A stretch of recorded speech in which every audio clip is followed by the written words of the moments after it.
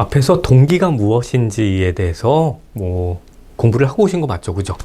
그러면 지금부터는 그 동기라는 개념이 동기가 강할수록 목표의식도 강하고 자결성도 강하고 그러면서 운동에 더 적극적으로 참여할 거고 운동을 지속하는 시간도 길어질 테니까 우리처럼 스포츠 지도자가 되는 사람들은 학습자들의 동기를 높이는 게 필요하죠. 그러면 실천적으로 구체적으로 어떻게 하면 동기를 높일 것인가 라는 내용을 고민해 보자는 거예요. 여기는 그래서 공부하실 때 어떻게 공부하면 좋냐면 여러분들이 정말 그 체육시설을 차린 거예요. 얼마 들여서 5억 원쯤 들여서 그랬는데 홍보를 막 하고 해서 괜찮은 사람들이 이제 모였어요. 근데 이 회원은 손익분기점이 될까 말까 한 상태라고 보고 어떻게든 회원을 더 늘려서 그래서 손익분기점을 넘기고 이윤을 창출해야 된다고 생각을 하세요. 정말 간절하게. 그랬을 때 지금 있는 사람들의 동기를 어떻게 강화하고 그래서 이 체육관 가면 동기가 높은 사람들이 모이고 그래서 운동의 효과가 높대 라는 소문이 나게 할 것인가. 그렇게 생각하면서 공부하면 여기는 저절로 이해가 돼요. 좀 간절한 마음으로 생각하시란 말이에요. 자, 5억 원 들여서 5억 원 큰 돈이죠. 그죠? 작은 돈 아니에요. 큰 돈 들여서 시설을 차렸는데 이제 손익분기점 넘을까 말까. 이제 여기까지 잘 버텼는데 이제 터트려야 되잖아. 그럴 때 어떻게 할 것인가. 이 사람들의 동기를 어떻게 강화해서 여기는 괜찮은 시설이야. 응? 운동할 맛이 나는 시설이야 라고 소문나게 할까. 자, 됐죠? 그럼 이제 그게 바로 동기를 유발하는 전략이라는 거예요. 운동 참여자의 동기를 어떻게 유발할까. 우리한테 와서 배우는 사람들의 그 학습자라는 사람들의 동기를 어떻게 유발할까. 자, 행동을 수정합시다. 우리가 일반적으로 자신의 행동을 잘 모르죠. 그죠? 자기가 어떻게 행동하는지 잘 몰라요. 대학 때 제가 그렇게 출석하는 걸 어려워했네요. 어떻게 하면 강의를 땡땡이를 쳐볼까 이것만 공리하고 그러니까 하다 보면 제가 얼만큼 땡땡이 쳤는지를 잘 확인을 못 해가지고 그래서 출석의 몇 퍼센트 출석할 날에 몇 퍼센트를 빠지면 F다. 그리고 저희 때는 무조건 F가 아니라 이렇게 몇 점씩 깎았거든요. 그래서 이제 A를 목표로 공부를 하고 그러면 한 2번은 3번은 결석해도 되겠지. 근데 저희는 3번 결석하면 바로 F를 주는 선생님도 있었는데 제가 몇 번 결석했는지를 체크를 안 하고 자꾸 빠지다가 한번 된통당한 적이 있네요. 그러니까 이제 그런 것들은 왜 자꾸 까먹냐 하면 자기가 어떤 행동을 하고 있는지를 잘 모르는 거예요. 자기의 행동을. 인지는 자꾸 자기를 변호하려고 그러거든. 그러니까 객관적인 상황판이 있어야 해. 운동에 몇 번 빠졌음 같은 거. 그죠? 그래야 죄의식이라도 느끼지. 자, 바로 그런 방법으로 행동을 수정하는 방법이라고 생각하시면 돼요. 자, 출석표. 그래서 저는 출석표면 1년 끊고 그러면 365일인데 3일인가 4일 나가고 나갔으니까 360하루를 결석한 거죠. 되게 죄책감에 시달렸겠다. 그게 있었으면. 그 다음에 출석 상황에 따른 보상. 네, 출석률 100%면 뭘 줍니다. 이런 거 있잖아요. 그죠? 상품권 줄게요. 이런 거. 그리고 기능 향상에 따른 보상. 네, 그래서 헬스클럽 같은 경우에는 이 신체 사이즈라든가 아니면 체지방률 이런 걸 걸어도 되고 그 다음엔 다른 경기 같은 경우에는 경기에서의 결과 이런 것 그런 걸로 보상을 거는 거죠.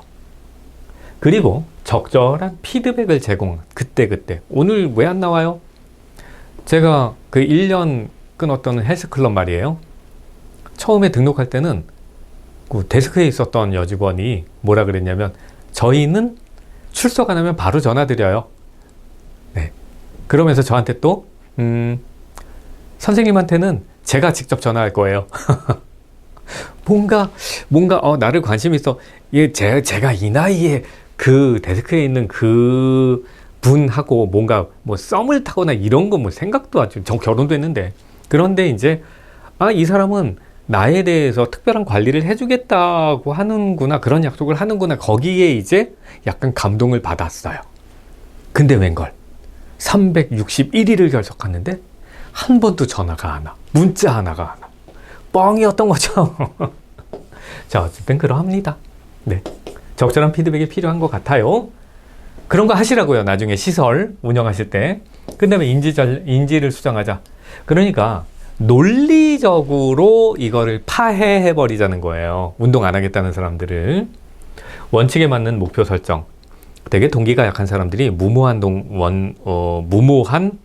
뭔가를 세워요. 예를 들면 경제활동이 잘 안 되고 있어요. 그런 사람들 중에는 이제 열심히 하려고 그랬는데 안 되는 사람도 있지만 열심히 하지 않으면서 경제적 성취를 못하는 사람도 있잖아요. 왜? 그 다음에 이제 저 같은 경우에 수능을 가르치는데 공부 열심히 안 하면서 뭐 나는 그래도 할 수 있어요. 나는 뭐 수능날 1등급 받을 거야. 이런 사람들이 있어요. 정말. 어떤 경우가 있었냐면 엄마가 학생을 데리고 왔는데 얘가 6등급인가 그랬어요. 고3 초에, 고3 3월에 6등급. 그래서 이제 상담을 했습니다. 너 6등급이다. 공부 어지간히 안 했구나. 그랬더니 엄마가 벌끈. 이건 머리는 좋아요. 그래요. 이제 현실적으로 좋아요. 내신 점수예요. 지금 내신 점수. 내신으로 6등급인데 그러면 내신에서 6등급인데 고3 1년을 지나면서 이 6등급을 아무리 끌어올려봐야 5등급 정도 될 겁니다. 왜냐면 3년 합산이니까 지금부터 얘가 전교 1등을 하면 뭐 한 4등급까지는 올라갈 수 있겠지만 전교 1등을 하는 게 쉽지는 않으니까 6등급이 어떻게 전교 1등을 하겠어요. 그래서 5등급까지는 올릴 수 있어요. 내신은. 발끈. 우리 애 무시하시는 거예요? 현실적으로 그러잖아요. 말이 안 되잖아요. 지금 3년 합산이라니까 내신이. 지금까지 말아먹었는데 어떻게 1년을 공부를 하면서 얘가 전교 1등을 원해요. 기대해요. 안 돼요. 발끈. 그래서 이제 어쨌든 발끈 그만하시고 지금은 전략을 뭐로 짜야 되냐면 첫 번째, 수능 공부만 죽어라고 하는 겁니다. 근데 수능도 6등급. 수능 6등급에서 1등급 가는 거 되게 어렵지만 재수까지 고려하시면서 공부시키면 됩니다. 그랬더니 재수 얘기했다고 발끈. 6등급인데 왜 1등급을 못 가는 거예요? 6등급이면 절반 밑에잖아요. 절반 한참 밑인데? 그런데 어쨌든 뭐 그래요. 1등급부터 9등급까지 있으니까 한참 밑에잖아요. 발끈이에요. 발끈. 그러면 이제 두 번째 전략이 있습니다. 뭐냐면 적성고사라는 것이 있어요. 적성고사는 보통 이제 4에서 5등급 사이의 아이들이 학교마다 따로 가서 학교별 고사라는 형태로 그 학교에서 내는 문제를 풀면 그러면 뭐 4, 5등급짜리 아이들이 그 서울 안쪽에 있는 아주 높은 대학은 아니지만 그런 대학을 가거나 아니면 경기권에 있는 대학을 갈 수 있습니다. 근데 6등급은 어딜 가냐면 충청권 바깥에 있는 대학 아니면 서울에 있는 대학을 다니고 싶은 건물 하나짜리 대학들 여길 가게 돼요.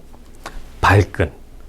엄마가 애랑 같이 발끈이에요. 이번엔 동시에. 나보고 경기도 바깥에 있는 대학을 가라고요? 발끈.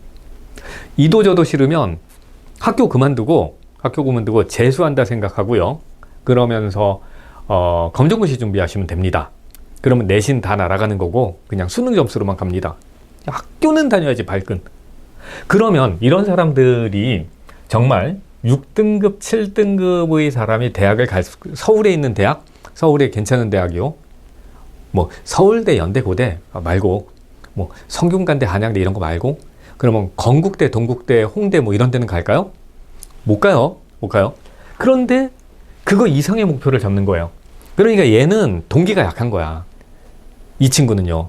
운동에도 그런 사람들이 굉장히 많이 나타나잖아요. 막 단기간에 살을 다 빼서 막 몸짱이 되겠다는 이상한. 그러니까 그런 사람들은요. 원칙에 맞게 목표를 설정해 주는 것을 설득해야 돼요. 그래서 이제 구체적으로 지가 확인할 수 있는 운동 일지를 작성하게 돼요. 해야 해요. 그래서 운동에 참여했다. 오늘은 뭐 했다. 그걸 지가 봐야 자기가 뭘 하고 있는지 알거든. 네. 그리고 운동 계약서 작성하고요. 그 다음에 운동의 강도를 계속 모니터링 해줘야 돼요. 그 동기가 낮은 사람, 동기가 낮은 사람은 운동의 강도를 낮춰서 하고 있을 가능성이 높아요. 자기의 못하는 점들을 드러내려고 안 할 가능성이 높아요. 그러니까 계속 운동 강도를 낮추거나 아니면 지가 잘하는 정도의 강도만 하겠지. 그걸 계속 모니터링해서 자꾸 얘기해줘서 그 사람의 생각을 바꿔놓자는 거죠. 그 다음에 이제 내적 동기를 강화하는 거예요. 내적 동기. 내적 동기 안에서 운동이 재밌어 라는 생각이 들게, 나 오늘 체육관 가야 해 들게. 제가 복싱을 한참 재밌게 할 때 이런 상태였죠. 가면 재밌거든요. 가면 이 학원 강사들은 사실 학원 강사들끼리의 이 관계가 학원 안에서는 좋은데요, 학원 밖을 빠져나가면서 그 확산되거나 파생되지는 않아요. 저희가 수업이 늦게 끝나잖아요. 그러면 이제 요즘 10시까지 수업을 하잖아요. 그러면 11시 정도까지는 학원을 마무리하고 가서 요즘 세상에 어디 가서 술 한잔 할까? 잘 안 되죠. 그죠? 그리고 그럼 주말에 만날까? 뭘 만나? 직장인이. 그래서 학원 강사들끼리 뭔가 그 결속력이라는 게 되게 약한데, 체육관을 갔더니 아니거든. 체육관은 가면 맨날 농담할 수 있는 사람, 같이 투닥투닥 하고 나서 힘들지? 막 이럴 수 있는 사람, 음료수 사다가 돌리는 사람, 이런 사람이 있으니까 재밌더라고요. 그걸 만들어주면 돼요. 그리고 이제 몰입하게 만드는 거죠. 몰입은 앞에서 있었어요. 그죠? 어떻게 몰입을 하게 하죠? 자, 이 사람의 주의력을 조정을 해주고, 이 사람의 신체 상태를 건강하게 유도하고, 뭐 등등등등 있었는데, 그럼 몰입이 돼. 그러면서 자긍심을 강화해 주는 거예요. 자긍심을. 뭐, 그러면, 계속 몸 사이즈를 체크해 주면서 칭찬해 주고, 하면 되네요. 멋진데요. 막 이런 얘기를 해주고, 유능감을 확인할 수 있는 기회를 제공하고, 뭐 이러는 거예요. 이건 어떻게 하면 좋으냐면, 이제 운동 열심히 하고 있는 사람한테, 이 사람 좀 봐요. 이분 좀 봐요. 운동 진짜 열심히 하잖아요. 그리고 몸 좋아지는 거 좀 봐요. 굉장하죠. 사람들한테 이렇게 사람들 앞에서 칭찬하게 하고, 이런 경우도 있어요. 그러지 말고 혼자 운동하지 말고요, 오늘은 좀 그 멋진 몸을 만드는 노하우를 이분한테 좀 설명해 주면 안 되나? 그러면 이 사람 뽐 나갖고 하지 뭐, 이렇게 돼요. 원래 이제 이게 교육학에서도 이런 연구가 있어요. 교육공학 쪽에서 있어요. 어떻게 하는 거냐면, 공부 잘하는 애들을 모아놓고, 서울대, 카이스트 이런 데 간 친구들을 모아놓고 설문조사를 했는데, 그리고 성격조사도 하고 막 이러고 했는데요, 공통점이 뭐냐면 남한테 설명하길 좋아한다는 거예요. 남한테 설명하면서 자기는 똘똘해지고 자신의 능력이 은연중에 과시되는 거거든. 그런 사람들이 뭔가를 잘한대요. 내적 동기도 높고. 그러니까 그런 기회를 제공하는 거지 뭐. 자, 됐죠? 그 다음에 이제 기타의 전략. 운동을 하면 뭐가 좋아지는가? 뭐 저 같은 경우에는 신방세동 부정 분해 죽겠어. 코로나 나한테 옮긴 사람 진짜 나중에 혼내줄 거야. 어쨌든, 그리고 이제 고지혈증이 있다는 등, 간 수치가 좀 다소 높다는 등, 뭐 이러니까 TV를 보면 운동을 해야 그게 좀 괜찮아진다? 이제 몸에 맞는 운동을 찾아야 된다? 뭐 이런 것들이 계속 보인단 말이에요. 그래서 운동을 하는 거죠. 그리고 운동 방해 요인의 대책 마련. 운동을 방해하는 요인이 뭐냐? 회식, 잦은 회식이라든가, 아니면 지금 우리 스포츠 시설 안에서 사람들의 관계가 안 좋아. 사람들이 다 좋은 사람들만 있는 건 아니잖아요. 제가 복싱을 했던 체육관에서는 거기가 이제 외국인들이 좀 많이 왔었는데, 외국인 중에 백인 친구였는데요. 캐나다 출신. 키가 굉장히 컸어요. 190이 넘어요. 근데 얘가 약간 꼰대야. 우리나라식 꼰대가 아니라 얘네 나라식 꼰대야. 얘는 뭐 등치 크고 힘 세면 왕해도 된다고 생각하는. 그리고 동양인은 동양인보다 자기가 지배적인 권력을 더 많이 가지고 있다고 생각하는 되게 이상한 놈이었어요. 근데 저는 190이 아니잖아요. 그냥 봐도. 그죠? 저를 올려서 스파링을 하재요. 그리고 지는 되게 얇은 글러브를 낀다고요. 그러면서 사람 때리면 너무 즐거워하는 거예요. 제가 되게 세게 한 대 때려버렸거든요. 스파링을 할 때 살살 하지 않고 세게 때렸더니, 그거 한 대 맞더니 얘가 눈이 뒤집혀버리던데요. 그냥 뭐 그럽니다. 그러면서 뭐 욕하고요. 그 영어 욕하고요. 뭐 F자로 시작하는 막 욕하고 막 얼굴 빨개지고요. 내려와서도 씩씩거리면서 또 마땅한 상대, 때릴 수 있는 상대 또 불러다가 뭐하고. 그리고 이제 거기에 외국인들이 많았는데, 외국인들 모아놓고 자기가 캐나다에서 애들 때리고 다녔다고 자랑하고 있고, 분위기가 개판이 되는 거예요. 그런 것들이 운동 방해 요인이거든요. 그런 애들이. 그러니까 그런 사람들을 몰아내거나 뭐 그러는 것들이 필요한 거죠. 그죠? 그 다음에 자기 효능감, 당신 쓸모 있어요. 막 이런 거. 아까 그랬죠? 그렇게 혼자 연습하지 말고 이렇게 멋진 몸을 만드는 방법, 그 노하우를 이 사람한테 좀 전수해주면 안 되나요? 이 사람은 의시되고요. 그러면 내 능력을 인정받는구나. 그럼 신나해요. 그죠? 그러면서 이제 더 열심히 노력하려고 하기도 하고요. 그리고 경쟁에 참여할 수 있는 기회를 주거나 등등등.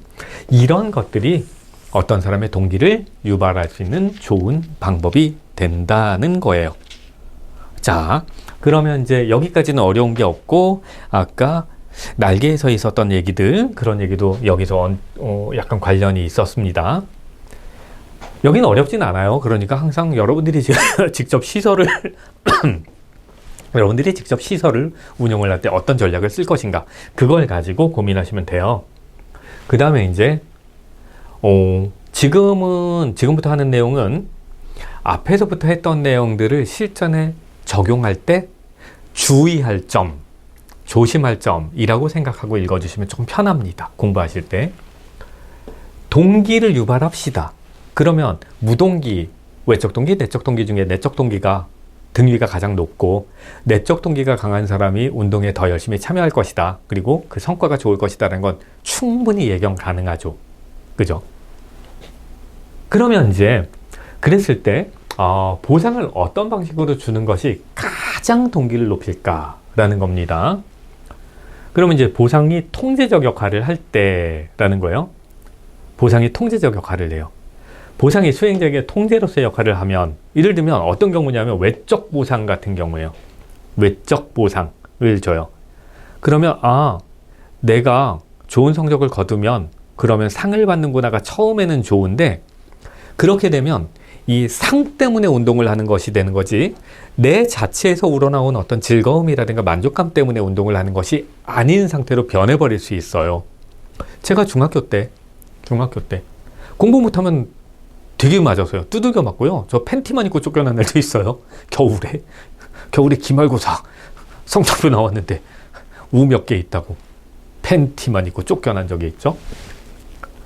처벌이 너무 강해요. 그리고 이제 뭔가 점수가 굉장히 잘 나와요. 그 아버지 보시기에 점수가 굉장히 잘 나오면 상을 줘요. 상을. 뭐 맛있는 거 사 먹어요. 그 당시엔 맛있는 걸 해봐야 별것도 없어요. 짜장면이야. 짜장면. 오늘 외식. 짜장면. 몇 번 당하니까 짜장면? 이렇게 굴랑 짜장면? 자, 자결성이 감소돼요. 상금 등의 외적 보상은. 그러면 이제 이게 내적 동기를 저하하게 되고요. 그러니까 내가 맞기 싫어 공부하는 거야가 되더라고요. 그래서 이제 이 외적 보상은 자결성을 감소시키는 방향이 되면, 뭔가가 보상이 자결성을 감소시키는 방향이 되면 나쁜 거라는 거죠. 그래서 이제 상금 등의 외적 보상이 자결성을 감소시키고요. 내적 동기가 결국은 저하돼요. 이번엔 칭찬 같은 경우요. 물질이 아닌 형태의 외적 보상이 주어지면 그게 내적 보상의 역할을 한다는 거예요.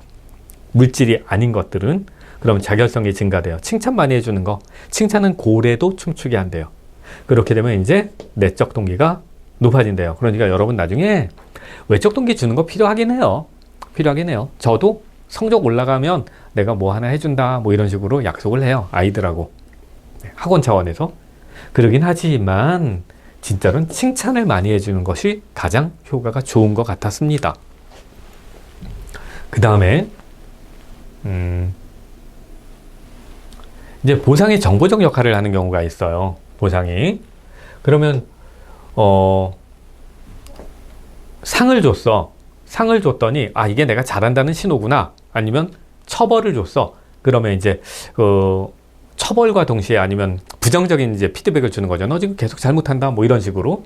그런 걸 자꾸 받으면 유능성이 감소된다는 거예요. 그러니까 보상의 정보적 역할이라는 것은 보상이 이 사람에게 뭔가 정보를 제공하는 역할을 하는데, 부정적인 정보, 너 지금 자세 틀렸다. 너 자꾸 그럴래. 계속 실수하네. 이런 부정적인 정보를 제공하면 유능성이 감소되고 동기가 저하된대요. 그러니까 칭찬 많이 하라는 거예요. 긍정적인 정보를 제공해 줄 때 내적 동기가 올라가더라 라는 겁니다. 여긴 뭐 별거 아니에요. 그 다음에 간접 경쟁 스포츠와 동기의 문제입니다. 간접 경쟁 스포츠라는 게 뭐냐면 타인하고 경쟁하는 게 아니라 기록을 놓고 경쟁하는 경우, 예를 들면 나 저 산에 올라가야지 뭐 이런 거요. 저도 지금 이제 바쁜 때가 지나면 올해는 저희 주변에 있는 좀 큰 산들이 있거든요. 제 집 주변에 큰 산들이 있어서 그런 산들을 하나하나 정복해 볼까. 그리고 이제 그걸 모두 다 정복하면서 한 바퀴를 다 둘레길을 돌면 한 6시간 정도 걸린다고 하니까 그것도 한번 해볼까 지금 고민 중이에요. 그건 누구랑 싸워 이기겠다는 게 아니라 그냥 그 산봉우리를 한번 정복해 보겠다는 거잖아요. 그런 것들이 이제 간접 경쟁이에요. 그래서 환경을 극복하거나 아니면 기록을 목적으로 하는 스포츠들인데, 이럴 때 결과나 보상, 이걸 하면 뭘 준다니까, 아니면 1등 해야지, 이러면 내적 외적 억압이 발생하고 내적 동기가 저하된대요. 그냥 하는 게 재밌어야지 동기가 높아진다는 거예요. 결과적으로 참여 과정 자체, 하는 것 자체가 재밌어. 그러면 이제 유능감이 증가되고, 그리고 내적 동기가 고양된다는 거예요. 그래서 제 주변에도 이걸 하자는 사람들이 있어요. 둘레길 돌기 하자라는 거. 그리고 뭐 봉우리 몇 개, 올해 안에 봉우리 몇 개 정복해보자, 이런 거 하는 사람들. 그런 사람들, 결과나 보상 추구하지 않고 그냥 하는 것 자체가 재밌다고 해서 해요. 그런 사람들이 이제 유능감이 증가되고 내적 동기가 높아진다는 겁니다. 결국은 간접 경쟁 스포츠에서는 참여 과정을 중시하자라는 거죠. 그 다음에 이제 직접 경쟁이라는 건 경쟁 상대방이 눈에 보이는 거죠. 팀 스포츠들 같은 경우에, 아니면 이제 복싱 같은 경우에, 이런 경우에도 만약에 승리가 목적이다, 이기는 것만이 목적이다, 그러면 이게 내적 동기를 상당히 저하시킨대요. 물론 이제 이건 이론이죠. 어떤 사람들은 그 경쟁심 자체가 동기가 되기도 하죠. 내가 저 사람을 이기겠다는 게 동기가 되기도 하죠.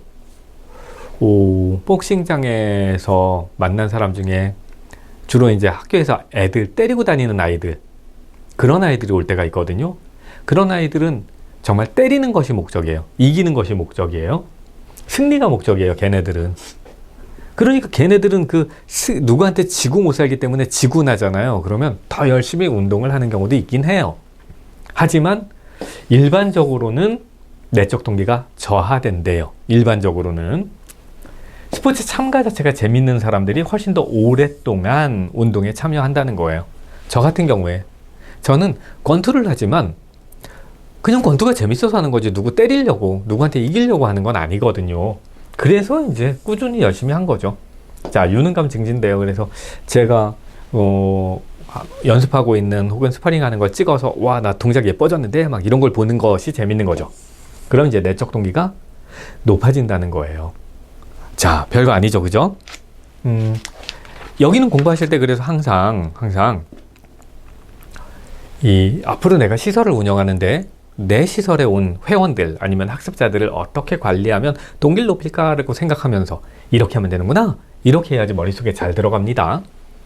자, 이제 마지막으로 다음 중 동기 유발을 위한 상의 사용에 대해서예요. 상의 사용. 이것도요, 결과적으로 끝까지 다 공부를 하고 나면 이게 쉬운 문제예요. 별거 아닌 문제예요. 자, 가장 적절한 걸 고르래요. 가장 적절한 거. 상을 줄 때 상의 크기가 너무 크거나 아니면 상이 나를 통제한다는 느낌이 들면 내적 동기가 오히려 약해진다고요. 그죠?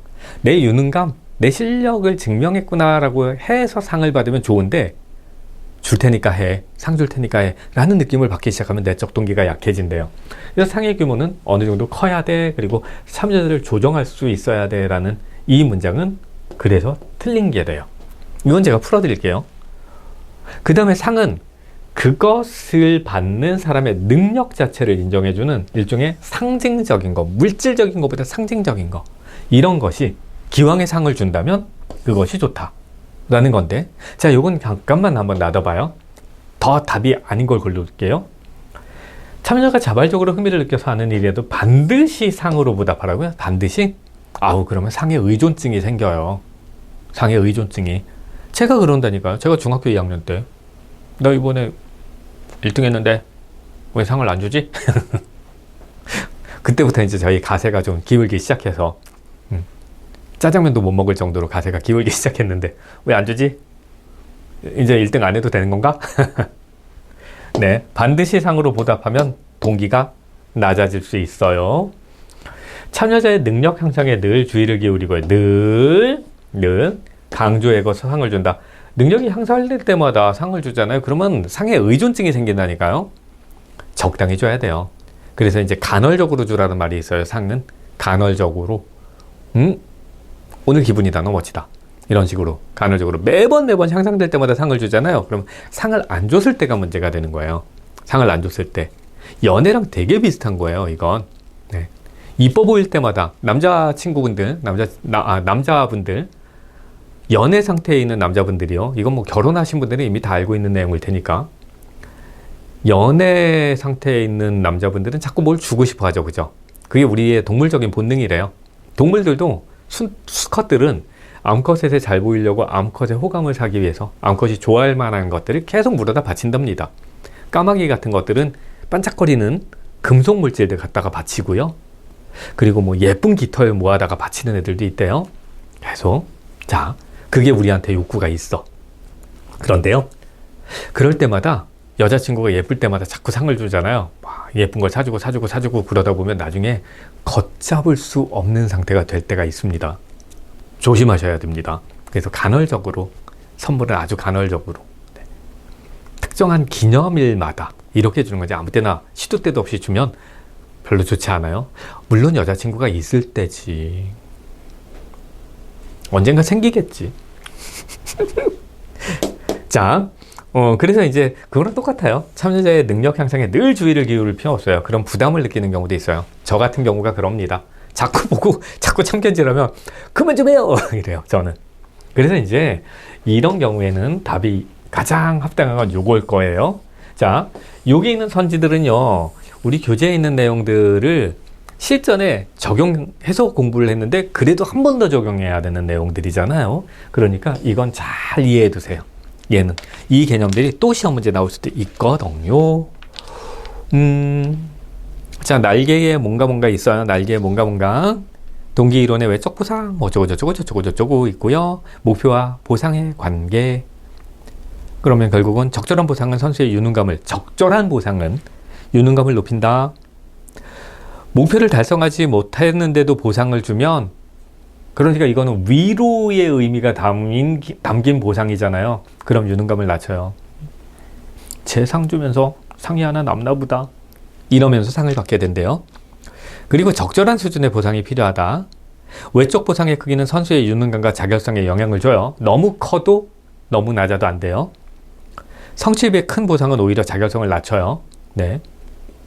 그래서 이제 스스로 뭘 하려는 게 아니라 상 안 주면 안 움직이는 사람을 만듭니다.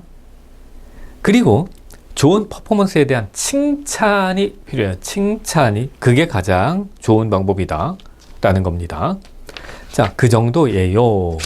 여기까지가 이제 동기를 강화하는 구체적인 방법이고, 이제부터는 뭘 하냐면요, 동기라는 것을 강화하는, 아니면 동기 자체를 설명하는 이론들, 그거 이제 동기 이론이라고 하는데, 동기 이론들하고요, 그 다음에 이제 어떻게 계속 동기를 재강화할까 아니면 유지하게 할까 라는 걸 설명하는 귀인 이론이라는 것이 있습니다. 그 두 개를 공부한 다음에 그 다음에 총 마무리로 다시 한번 그러면 동기를 진짜 유발할 수 있는 좋은 방법은 뭘까를 정리하면 돼요. 자, 여기까지 이제 정리하셔야 돼요. 여기까지. 그리고 뒤에서는 이제 이론적인 내용들이라 따로 분리해서 공부하십니다. 앞에서는 동기란 무엇인가, 그리고 동기와 노력, 동기와 목표의식은 뭐고, 그래서 우리가 정말 나중에 시설을 운영하거나 강습을 진행할 때 참여하는 사람들의 동기를 어떻게 하면 높일까라는 내용을 개략적으로 간략하게만 살펴본 거예요.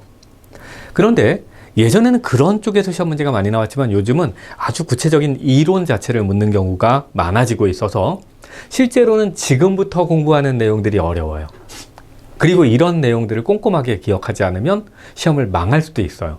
지금부터 하는 그 동기를 설명하는 그런 이론들이 있는데, 이 내용들은 어떻게 공부하면 되냐면요, 각각 이론의 핵심을 공부하세요. 그 다음에 그 이론 간의 공통점과 차이점, 다른 이론하고 헷갈리지 않게 그렇게 핵심적인 차이점 같은 것에 초점을 두면서 이해를 하셔야지 됩니다. 자, 다시 한번 강조합니다. 최근에는 여기서 시험 문제 많이 납니다. 그러면 이제 대표적인 동기를 설명하는 이론들이 있는데 이 동기를 설명하는 이론들 중에 몇 개를 볼게요. 자결성이에요. 자결성. 우리가 앞에서 자기결정성 뭐 이런 얘기 했잖아요. 그죠? 자존감 뭐 이런 것도 있었고 효능, 자기 효능감 뭐 이런 얘기도 어떤 단어들은 나왔었단 말이에요. 그런데 그 중에서 자결성 이론이라는 건 나의 행위가, 나의 스포츠 참여가 나의 결단에 의해서 일어났는가 아닌가를 본인이 어떻게 해석하느냐에 따라서 목표의식이라든가 노력이라든가 뭐 동기라든가 뭐 이런 것들이 강화되거나 약화되거나 할 것이다 라고 설명하는 이론이에요. 자기결정성, 자기결정권 이게 중요하다는 거죠. 저는 이 이론 좋아해요. 왜냐하면 제가 누가 시켜서 하는 거 되게 싫어하거든요. 중학교 이후로, 중학교 때의 그 경험 이후로 남이 제 일에 참견하는 거, 제 스케줄을 흔들어 놓는 거 이거 되게 못 견뎌 합니다. 네. 감나라, 배나라, 일해라, 절해라 하는 거 싫어해요. 저는 어쨌든 그런 상황에서 제가 뭘 하게 되면 동기가 좀 약한 편이에요. 그리고 성과도 좋지 않아요. 네. 자, 어쨌든 그런 식으로 설명하는, 아이고, 죽네, 죽어. 자결성 이론이고요. 이제 선수의 해석이 그러니까 중요한 거죠. 이럴 땐. 선수가 이제 외적 보상이 있다 칩시다. 외적 보상. 그러면 이제 이 외적 보상이라는 게 뭐야? 그러면 이제, 메달이라든가 트로피라든가 상금을 받았어요. 그랬을 때 선수가, 이걸, 그래, 내 능력으로 획득한 거야. 응? 로 해석하는 게 아니라, 이걸 가지고 날 조정하려고 그래? 나 꼬시는구나, 지금. 라고 인식할 때가 있어요. 그러면 이건 자결성을 가졌다고 볼 수 없는 거잖아요. 그죠? 결국 이런 거 가지고 날 꼬시려고 그래? 아이, 싫어. 난 내가 결정하는 게 좋다니까? 라고 생각하는 사람의 경우에는 이걸 통제로 인식할 가능성이 있단 말이에요. 외적 보상을. 그죠? 그렇게 되면 자결성 욕구, 내가 결단하는 거야 라는 욕구가 낮아진 거고, 그리고 내가 뽐낼 거야, 내 능력을 드러낼 거야 라는 욕구도 감소한다는 거예요. 그래서 내적 동기가 약화된다고 보고, 근데 선수가 바로 이런 외적 보상을 나의 우수성을 드디어 알아봐 주는구나, 내 진가가 드러나는 거지 라고 해석하게 되면, 그러면 자신의 우수성, 유능성을 드러낼 수 있는 기회였다고 보고, 그리고 그럴 때 자결성의 욕구가 증가하고 유능성 욕구가 증가하는 거예요. 그렇게 봐요. 그래서 이제 그런 경우엔 내적 동기가 강화된다고 보는 거죠. 저희 아들 같은 경우엔 이과 쪽 머리를 타고 태어나서, 얘는 다른 영상에서도 말씀드렸는데 초등학교 가기 전에 분수의 덧셈 뺄셈이라는 개념을 알고 있었어요. 혼자 깼더라고요. 지 누나가 초등학생이었는데 그때 분수 덧셈 뺄셈 갖고 끙끙거리니까 이 조그만 놈이 5살인가였는데 지나가다 말고, 피자 쪼가리를 생각을 해봐봐. 피자 쪼가리가 이만큼이 왔어. 8쪼가리가 왔는데 내가 2개 먹었어. 그 다음에 3개를 더 먹었어. 그럼 피자 쪼가리 몇 개 먹은 거냐고, 몇 쪽 남았냐고. 분수를 그런 식으로 생각을 해버리는 거예요. 얘가 5살짜리가. 초등학교 다니던 지 누나가 막 끙끙거리고 딱 열이 확 받아갖고, 꺼지라고 이 새끼야. 원래 이제 저희 집안이 욕을 잘 안 해요. 저도 이제 장난으로 지금은 막 이런 욕을 하지만 저희는 아이들한테 욕을 한 번도 해본 적이 없습니다. 저 학원에서도 애들한테 욕 안 합니다. 네, 그냥 이 자식이 이 정도만 해요. 제가 이 강의를 하면서 욕을 하는 건 장난이에요. 근데 그러니까 아이들도 욕을 안 하는데 이 꼬맹이가, 지 누나라는 놈이 얼마나 열받니? 꺼지라고 이 새끼야. 욕을 확 해버리더라고요. 근데 이제 그런 머리를 가진 놈이에요. 그런 머리를 가진 놈인데 국어 점수가 안 나와. 국어 점수가. 그래서 이제 동기를 부여하겠다고 제가 외적 이제 보상이라는 걸 줬죠. 상금 얼마? 제법 세게. 그랬더니 이놈이 공부를 했는데 당당하게 돈을 요구하더라고요. 그러더니만 진짜 웃긴 건 그걸 벽에다 걸어놨어요. 지 문에다가 지 방 문 앞에다가 이렇게 딱 걸어놨어요. 그 시험지, 성적표 이걸. 그 참 오래 걸어 놓던데, 한 6개월 걸어 놓던데. 걔는 제가 놀려서 넌 국어머리는 아닌가 보다. 너는 문과머리는 아닌가 보다 놀렸는데, 그러면서도 이제 보상을 줬는데, 그걸 난 해냈어 라는 과시의 수단으로 사용하더라고요. 그러니까 그런 거 보면 그 녀석은 자결성이라든가 아니면 유능성 욕구가 높은 거예요. 내적 동기가 있어요. 확실히. 두 아이를 키우는데 왜 10손가락 깨물어서 안 아픈 손가락이 있냐 뭐 말이 있지만 있어요. 있어요. 얘는 좀 그래요. 얘는 그 자결성이 높다는 점에서 좀 이쁜 측면이 있고요. 딸 같은 경우에는 자결성은 좀 약하지만 다양성이라는 것을 가졌다는 점에서는 또 긍정적이고 뭐 그래요. 어쨌든 자결성으로 해석하는, 보상을 자결성으로 해석하는 애들, 그런 선수들이 내적 동기가 강하다 라고 보는 이론이에요. 그러니까 자결성을 가지고 동기를 이해하고 설명한다는 거지. 핵심은 뭐라고요? 자결성이라고요. 그 다음엔 그러면 이제 이 이론에 따르면 자결성이라는 측면으로 동기를 한번 보자는 거예요. 무동기와 외적 동기와 내적 동기. 이쪽으로 갈수록 좋은 건이 좀 아시죠, 이제. 그죠? 이럴 때, 뭔가 규제를 하거나 외적 뭐 보상을 주거나 뭐 이런 거를, 하지 않아요. 무규제야, 그러면. 이러면 아예 동기 자체가 없다는 거고요. 그 다음에 이제 뭔가를 줬는데 이걸 처벌의 방식, 벌의 방식으로 뭘 주는 거예요. 그럼 이제 외적 규제라는 거죠. 그죠? 아니면 보상을 주면 그래 이 보상 너 잘했으니까 보상 주니까 무조건 이런 식으로 뭔가 보상을 줄 때 이거를 외적 규제로 받아들이는 사람이 있어요. 제가 처음에는 중학교 2학년 때 공부를 제법 할 때 짜장면 먹으러 가자. 저 이제 가난했는데 짜장면 먹으러 가자가 되게 좋은 보상이었는데, 근데 사실 짜장면 정도는 다른 집 애들은 이렇게 보면 그냥 아무 데나 먹는 건데 꼴랑 그거? 거기다가 우가 2개 있다고 그래서 혼나고 벌 받아야 되고 팬티만 입고 쫓겨나야 되고 뭐 이런다면 내가 뭘 하고 있는 거지? 몰라, 나 안 먹을래. 막 그런 적도 있단 말이에요. 그러니까 그런 경우는 저는 그 자장면이라는 보상을 외적 규제로 받아들이는 거예요. 그래서 그거 먹고 싶으면 공부하는 거고 그거 싫으면 공부 안 하고 막 이러는 거죠. 그럴 때 이제 외적 보상을 받기 위해 스포츠에 참여하는 그런 상태를 외적 동기를 가졌다라고 하고, 이게 낮은 수준의 동기가 되고, 그 다음에 이제 의무감 규제, 맞기 싫어서, 혼나기 싫어서 뭔가에 참여해요. 저희가 이제 맞기 싫어서 공부한 거죠. 그러면 이제 그게 의무감 규제라고 해요. 외적 규제보다는 조금 높은, 짜장면 먹고 싶어서 하는 것보다는 조금 더 높은 거래요. 강화돼요, 동기가. 그 다음에 이제 확인 규제라는 건데, 내가 공부하면 하지, 내가 맘먹으면 하지라는 것을 확인하기 위해서 이제 공부를 하는 단계가 잠깐 있긴 했었어요, 저도. 왜냐면 이제 저희 집안, 제 형제가 4명인데, 제가 머리가 제일 나빠요. 제가 공부 제일 못해요. 제가. 그러니까 위에 있는 사람들은 정말 짜증나가지고 영어 사전 같은 거를 한 페이지를 외우는데 30분이 안 걸려요. 몇 분 안 걸려. 그래 놓고 보란 듯이 그걸 찢어서 막 먹어요. 나보란 듯이. 넌 이거 못하지?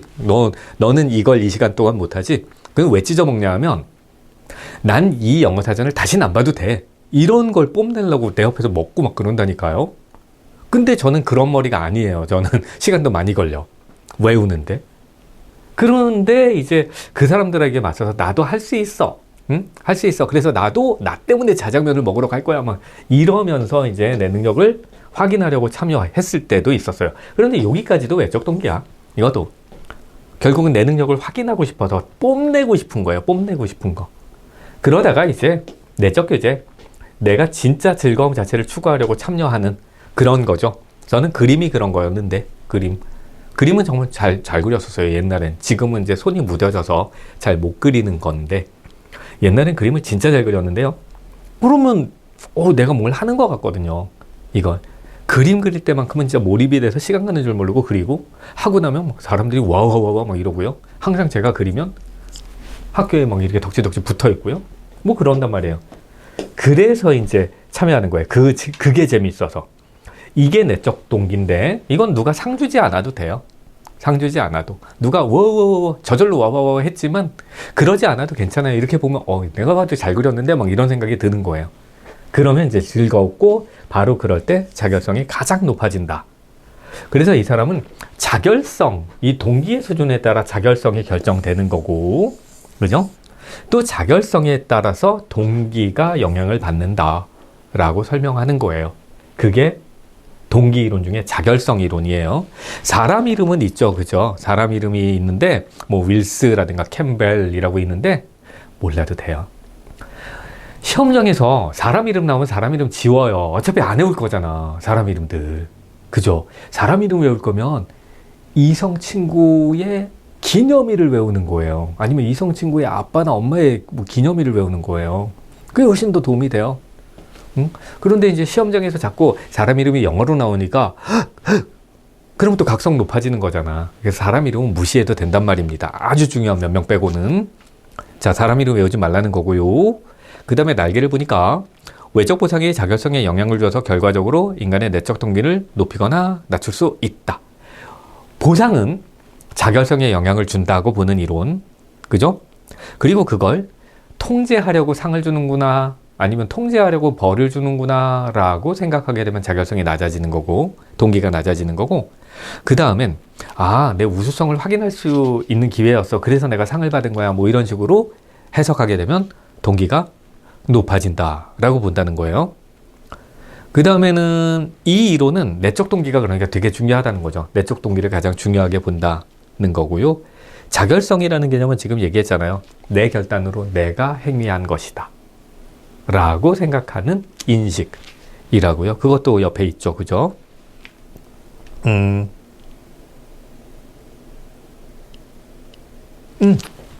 나에게 문제 풀어봐야 되는군요. 자, 자결성 이론에서 말하는 규제의 형태는 뭐냐라는 거예요. 규제의 형태는 뭐냐? 결국은 여기 이렇게 써 있잖아요. 외적 보상을 받으려고 한다. 상 받으려고, 용돈 받으려고.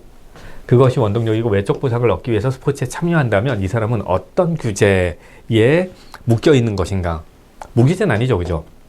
외적 규제죠? 그 다음에 이제 이건 아무 말 대잔치예요. 부적 규제라는 건.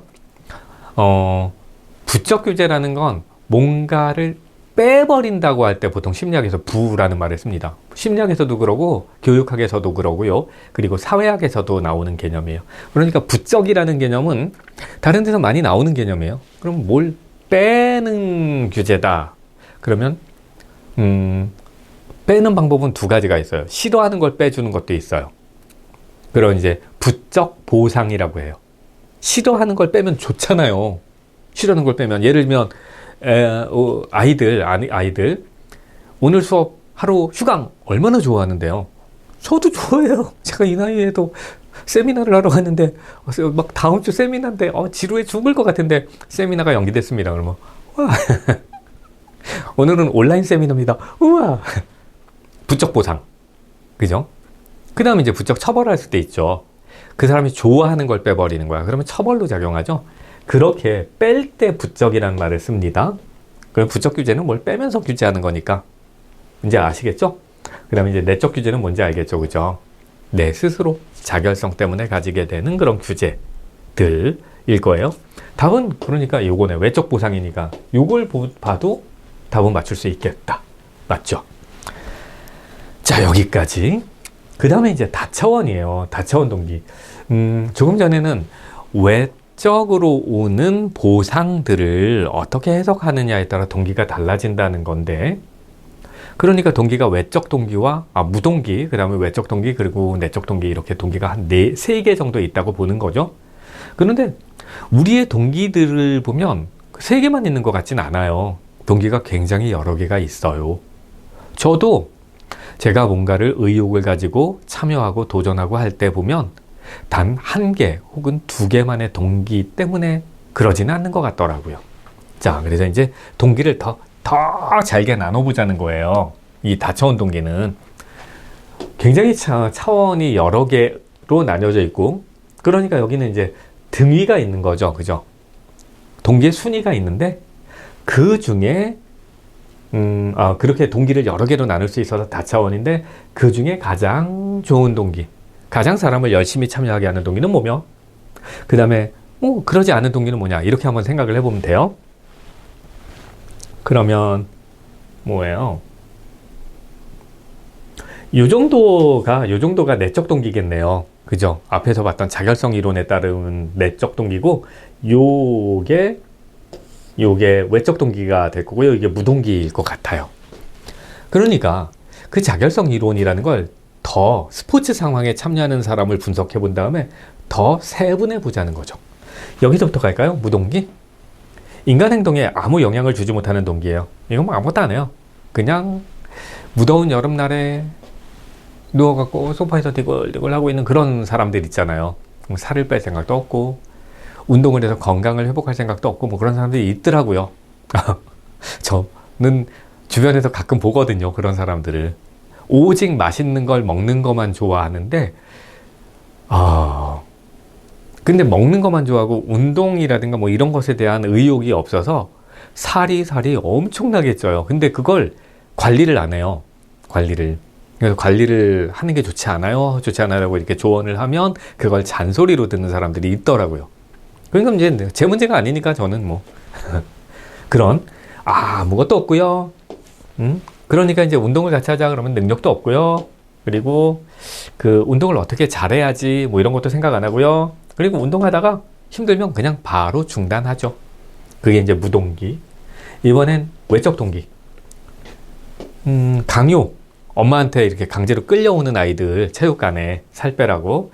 아니면 상금, 진학을 위해서 운동에 겨우 참여하는 아이들. 어떤 경우냐면 고3 때 갑자기 체대로 이렇게 확 전향하는 친구들이 있어요. 성적이 안 나오니까 나 체대 갈래. 운동은 쉬워 보이거든. 그래서 이제 체대 쪽으로 진학하겠다고 운동할 때. 걔네들 운동 재밌어서 하는 거 아니고요. 그냥 그 커트라인을 넘어가기 위해서 운동해요. 걔네들. 그리고 공부 안 하니까 좋아서 운동해요. 걔네들은. 그러면 이제 외적 규제 동기라고 합니다. 이번엔 괜히 지가 불안하거든. 제가 불안해. 운동 안 하고 뭐 그런 불안해요. 금방 살찔 것 같고, 그리고 체육관 안 가면 죄책감 느낄 것 같고 해서 가는 사람들이 있죠. 그래서 내적 규제라고 해요. 그건 이제 스스로 안쪽에서 그 불안감이라는 게 규제로 작용하기는 하는데, 그런데 정말 최상의 운동 참여는 즐거워야 되는 거잖아요. 근데 아직 이건 즐거움은 없죠. 그죠? 어떤 경우냐면 이런 경우는 이제 살찌면 큰일 나는 줄 아는 분들 있죠. 살찌면 큰일 나는 줄 아는 사람들. 여름을 앞두고 체육관에 살 빼러 오시는 여성 회원분들. 그런 분들이 이제 이런 걸 가능성이 있고요. 그리고 최근에 이렇게 바지가 잘 안 맞는데 이런 걸 느낀 분들. 그런 분들도 이럴 수 있죠. 그래서 이제 불안 느끼고 죄책감 느끼고 막 이럽니다. 운동합니다. 그 다음에 이제 확인 규제라는 거, 운동의 중요성이나 자신의 판단으로 참여하는데요. 여기서부터를 이제 내적 동기라고 봐도 되겠네요. 내적 동기라고. 요건 내적 동기라기보다는 외적 동기와 내적 동기의 교집합에 포함되는데, 어쨌든 자신의 건강을 위해서 운동 참여하는 거예요. 즐거움은 아니에요. 지금 저의 상태죠. 지금 저의 상태. 갑자기 뭐 고지혈증 얘기 계속 듣다가 짜증나고, 그 다음에 간 수치 높다는 얘기 짜증나고, 살 빼라는 얘기에 더 짜증나고, 내가 뺄 살이 어디 있다고, 거기에 뭐 코로나 후유증으로 웬 또 부정맥은 생기고, 근데 이제 가벼운 유산소 운동 하려니까 산책 다녀야 되고 뭐 이럴 때 건강관리 위해서 운동에 참여해요. 재밌진 않아요. 지금 하는 운동은 전 사실. 그게 이제 확인 규제 동기. 그 다음엔 자극 체험이에요. 운동하면 짜릿짜릿한 즐거움이 있는 거죠. 저하고 이제 복싱을 같이 했던 사람들이 있는데, 제가 최근에는 바빠서 복싱을 못 하고 있는데 4월 정도부터 이제 복싱장에서 만나기로 했습니다. 벌써 기대가 돼요. 찌릿찌릿함이 있어요. 생각만 해도 기분이 좋아요. 같이 링에서 스파링을 하거나 같이 막 운동을 하고, 그리고 끝나고 나서 같이 맛있는 거 먹고 하는 것들. 이게 이제 그러면서 내 기량이 저 사람의 기량은 얼마나 됐을까, 얼마나 발전했을까. 예, 지금 한 1년 만에 만나는 거거든요. 그러면 저는 1년 동안 복싱을 안 했는데 1년이 아니에요. 뭐 몇 년 안 했어요. 사실 한 3, 4년 안 했던 것 같은데 그 사람들은 계속 했다는데 제가 목격한 건 1년 전이었어요. 1년 전에 제가 봤는데 그때는 내가 이기겠는데? 이런 생각인데 최근에 만나서 이렇게 보여주는 영상을 보니까 이거 안 되겠는데? 이 생각이 들더라고요. 그래서 이제 그런 사람들하고 운동하고 뭐 그러면 되게 재밌을 것 같아요. 몰입, 성취하게끔 뭐 이런 거. 그게 자극체험 동기예요. 그러면서 이제 그래도 그 사람을 이겼다. 그러면 되게 뿌듯하겠죠. 그 다음에 이제 그래서 결과적으로 자기가 유능해. 당신은 운동 열심히 해도 나를 못 이기잖아. 이런 것을 확인하게 되면 그러면 이제 성취동기라는 것이라고 볼 수 있을 것 같아요. 그 다음에 이제 자극을 획득하는 거예요. 이제는 뭔가를 증명하는 것이 아니라 그리고 기쁨, 그 성취에서 내가 그 사람을 이겼고 목표한 단계에 가서 기뻤다 정도가 아니라 그냥 재밌는 거예요. 그냥 스포츠 자체에 참여하는 것이. 지금 사실 저하고 4월에 복싱장에서 만나자, 같이 운동하자라고 하는 사람이 지금 여기 상태예요. 너무 좋아 죽겠다는 거예요. 자기가 기량이 는 거, 이런 것들. 그리고 이제 가서 오래 복싱을 하다 보니까 이제 다른 사람들 가르치는 일도 하고 있더라고요. 간혹 조언도 주고. 그러면서 그 복싱 경기장, 복싱 체육관에 가는 것 자체를 너무너무 좋아하는 상태가 됐어요. 그래서 그게 자극 획득 동기. 어떻게 하면 더 예쁜 폼을 가질까? 막 이런 걸 고민하고 있더라고요. 자, 여기서는 요거를 이렇게 꼼꼼하게 공부하는 것이 조금 어려울 수 있어요. 이게. 그죠? 그러면 가장 좋은 동기가 뭔지를 하나를 외우고, 무동기 같은 게 가장 나쁘다는 거 아시면 되고요. 그죠?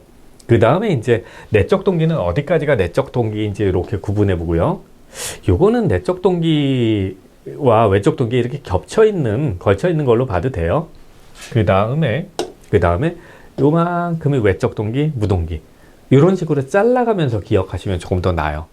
시험 문제가 만약에 나온다면 예상컨대 이런 동기를 뭐라고 할래? 라는 거죠.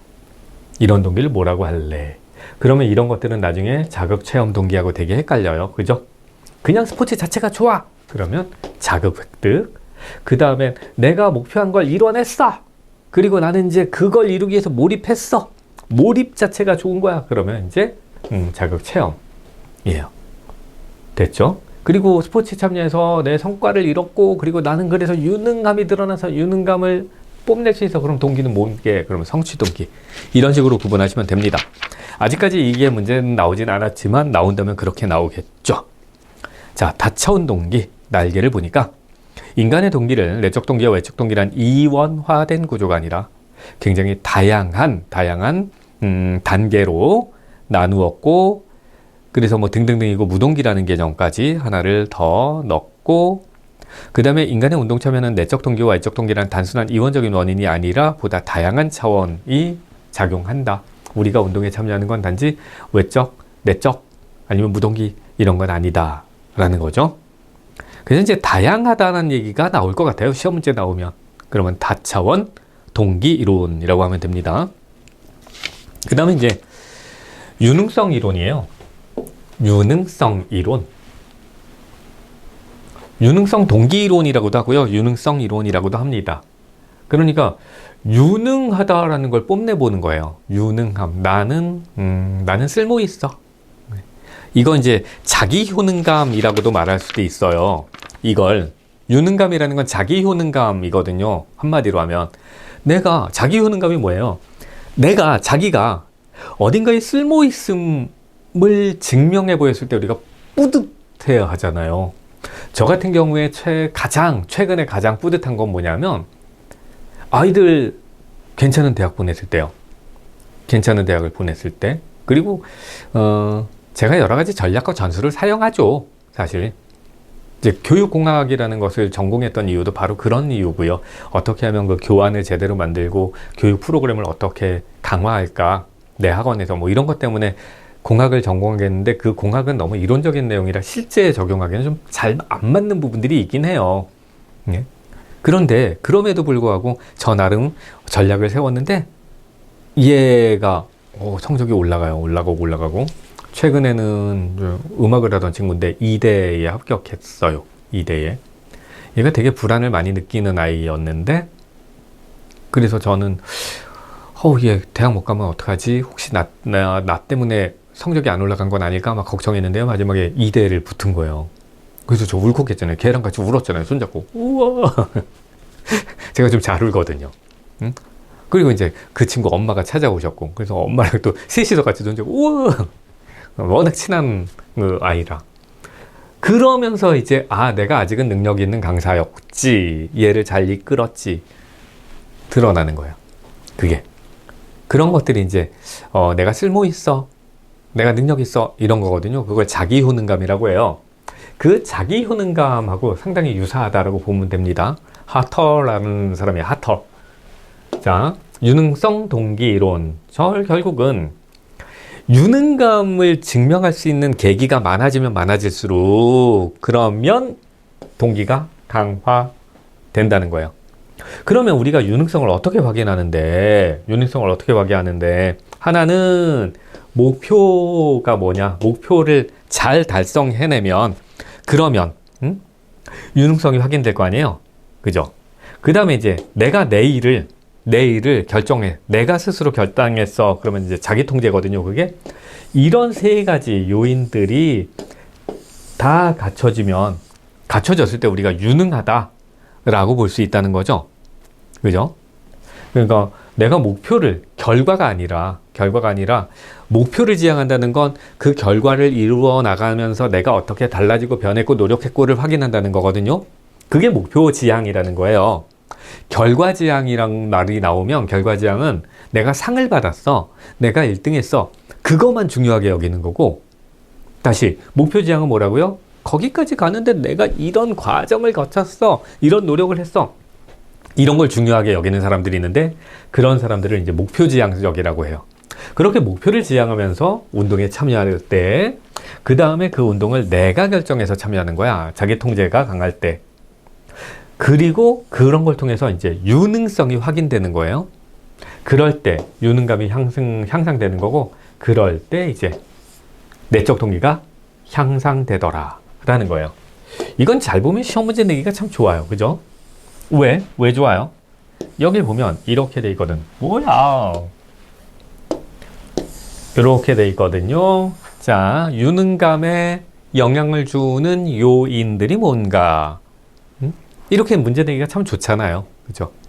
그런 걸 이제 옛날에는 단답형으로 1, 2, 3 그러는 건 말도 안 되는 거 그랬는데 요즘은 이제 이걸 좀 풀어놓을 수 있죠.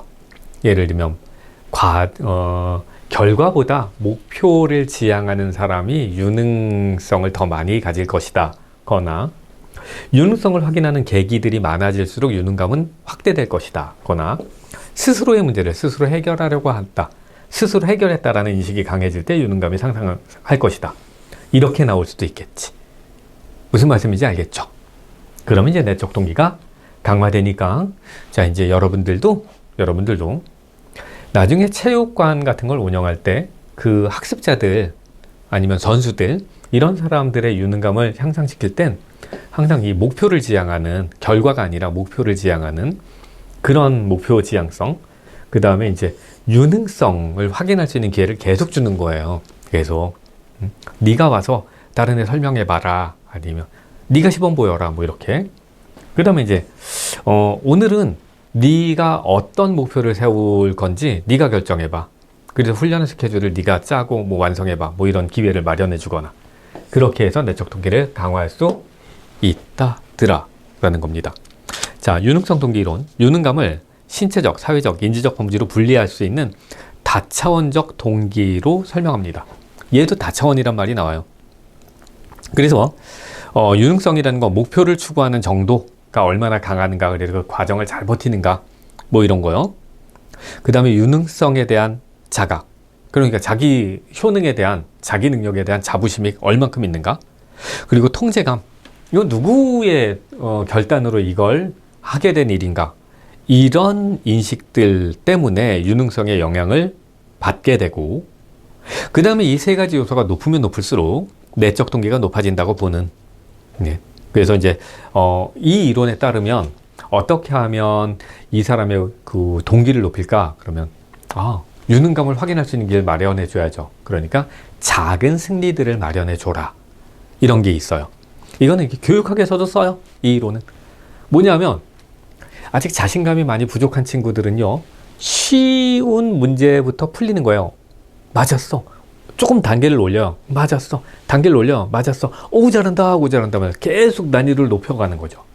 그렇게 이끌어서 유능감을 키우는 방법이 있습니다. 그건 이제 작은 성공의 경험을 쌓아간다. 뭐 이렇게 말하거든요. 성공의 경험이 많을수록, 그 다음엔 목표에 대한 열정이 클수록, 나 어느 대학 갈 거야. 뭐 이런 거 있잖아요. 그럴 때, 그 다음에 이제 스스로 책임에 의해서 운동에 참여할수록.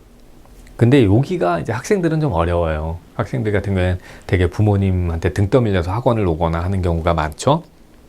그런데 우리는 운동하는 사람들인데 우리가 운동할 땐 그러지 않은 분들이 훨씬 더 많지 않습니까? 여러분들한테는. 그죠? 그럴 때 유능감이 높아지고 내적 동기가 강화되는 거고, 그래서 오늘은 몸이 찌뿌둥하지만 운동복 챙겨서 운동하러 가시는 거고, 그죠? 그리고 선수분들 같은 경우에도 오늘은 어제 너무 세게 운동했지만 그래도 또 오늘 그 장비를 챙겨서 연습하러 훈련하러 가시는 거고 하는 거죠. 바로 그렇게 할 때 동기가 높아진다는 게 유능성 이론입니다. 유능성 동기 이론. 자, 그럼 유능성은 뭔데? 그러면 유능, 난 능력 있어. 뭘? 지금 이런 환경이라든가 뭐 조건들이 나한테 불리할 수 있지만 내가 이걸 극복할 수 있는 능력을 가졌어 라고 생각하는 힘, 그게 유능성이에요. 그거 날개에 있어요. 자신의 노력으로 환경이나 자신의 상황을 바꿀 수 있다는 일종의 자신감이다 라는 겁니다. 그런데 이 이론에서도 외적인 사건이나 외적 보상을 두 개로 나눠서 생각해요. 외적인 보상들이 유능감을 약화시킬 수 있다. 외적 보상이 유능감을 강화시킬 수 있다. 이렇게 본다는 거예요. 그런 점에서는 자결성 이론하고 상당히 닮아 있어요. 그래서 그 내용이 거기 있는 겁니다. 보상, 피드백, 처벌 등의 사건은 유능성을 높여서 내적 동기를 고양하는 쪽으로 작용할 수 있고, 오히려 반대로 유능성을 낮출 수도 있다. 그래서 조심해서 쓰자라는 겁니다. 그 다음에 이제 다음은 인지평가예요. 인지평가. 인지평가 이론이라는 거예요. 그러니까 인지평가라는 건 해석의 문제예요. 머리로 평가, 해석했어. 뭐를? 뭔가 보상 같은 걸, 지금의 상황을. 그래서 지금 이제 이론들이 되게 비슷하죠. 그죠? 그러면 이제 외적 보상이 있다 칩시다. 외적 보상이 있을 때 그걸 통째로 보면 자결성, 유능성 욕구가 감소하면서 내적 동기가 저하되는 거고, 그죠? 외적 사건을 우수성을 확인할 수 있는 기회였다고 보면 그러면 내적 동기가 고양된다고 보는데, 얘는 자결성 이론하고 거의 동일하죠. 이렇게 이 이론들이 거의 핵심적인 내용은 비슷비슷해요. 그리고 내적 동기는 유능성이라든가 자기 통제감, 이게 강할 때 강해진다고 봐요. 거의 비슷해요. 그런데 이제 이 이론은 어떤 점에서 차이가 있냐면, 성취 동기를 가지고 성취 동기, 내적 동기 이런 것들이 강한 선수와 그러지 않은 선수를 이렇게 나누어서 구체적으로 선수들에 적용하는 것, 그게 조금 차이가 있는 거예요. 거의 비슷한데 뭐냐면 이겁니다. 우리 주변에 성취 동기가 낮은 사람들이 있어요. 저는 이제 학생들을, 그런 친구들을 만날 때가 있고요. 그런 성취 동기가 낮은 친구들이 과하게 어려운 목표를 해낼 수 있다고 헛된 믿음을 가지는 경우가 있어요. 아까 어머님하고 아이하고 손잡고 온 6등급 정도의 아이, 그런데도 불구하고 나는 고3 1년을 공부해서 인서울을 하겠다. 근데 내신도 공부할 거고 수능도 한꺼번에 공부해서 그래서 인서울을 하겠다. 이렇게 생각하는 경우. 사실은 성취 동기가 높았다면 그 점수가 안 나오죠. 6등급, 7등급이 나올 리가 없습니다. 성취 동기가 높을 때. 얘는 분명히 성취 동기가 낮은 거예요. 누가 봐도. 그리고 저는 항상 그런 상담을 할 때 최근에 풀었던 문제집과 그리고 모의고사 시험지가 있으면 들고 오라고 합니다. 상담을 할 때. 근데 없대. 그러면 그건 뻔한 거예요. 없다는 건 공부 안 했다는 얘기고 최근에 뭔가 노력을 안 했다는 얘기고 그러니까 그런 친구들은 성취 동기가 낮은 거죠. 그런데 말을 붙였더니 인서울 할 거래. 야 바로 이겁니다. 너무 쉽거나 너무 어려운 과제를 선정합니다. 그런 친구들 중에 또 갑자기 체대 갈래요 이런 친구들이 있어요. 그래서 저 짜증 엄청 내요. 그러면 화를 내요. 체대가 그렇게 만만하냐? 너가 체대 가고 커서 뭐 할 건데? 그리고 자꾸 너같이 그래서 체대 가는 친구들이 많아지니까 체대에 대한 체육에 대한 인식이 자꾸 나빠지잖아. 좀 화를 내요. 제가 이쪽에도 발을 걸치고 있는 사람이기 때문에 그런 친구들은 체대를 너무 만만하게 보는 거야. 화딱지나게. 자, 어쨌든 그런 과제를 선정해요. 그리고 얘는 실패를 걱정해요. 사실은. 그러면서 겉으로 안 그런 척 하는 거지. 그 다음에 이제 수행의 목표를 낮춰요. 얘는 어려운 거 주면 도망가요. 지 공부 열심히 한다고 해놓고 제가 94년부터 고3을 가르친 거예요. 94년부터. 저는 그 되게 일찍 학원 생활을 시작했어요. 완전히 아기 때부터 시작했거든요.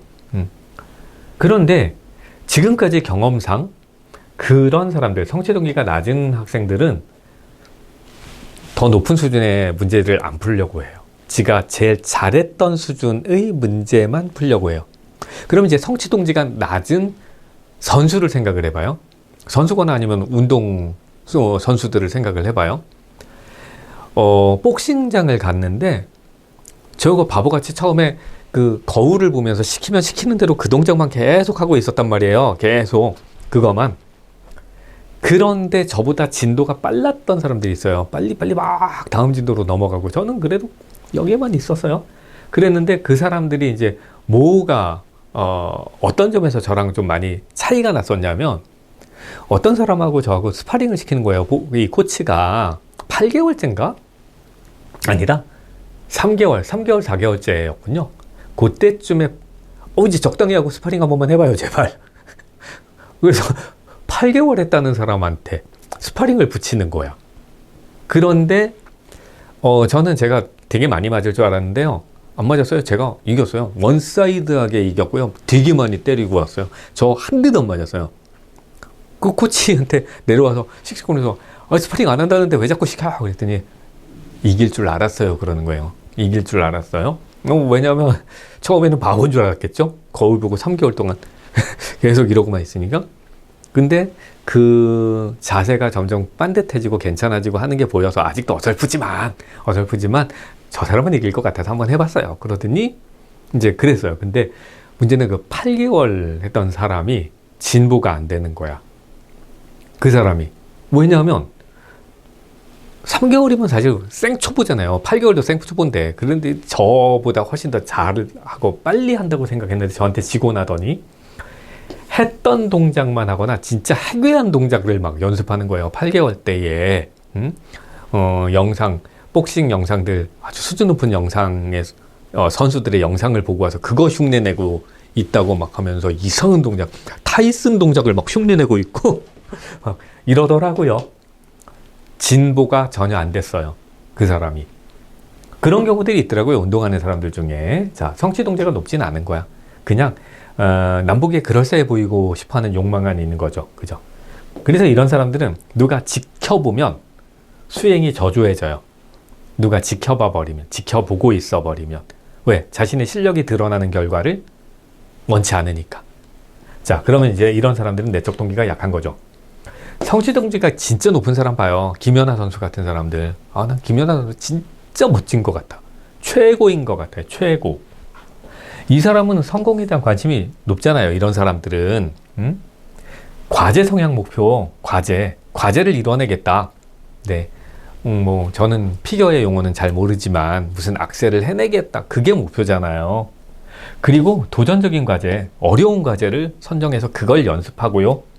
그러면서 그런 사람들이 다른 사람이 보고 있을 때 진짜 잘하잖아요. 관중들이 막 있을 때 얼지 않고 그걸 해내잖아요.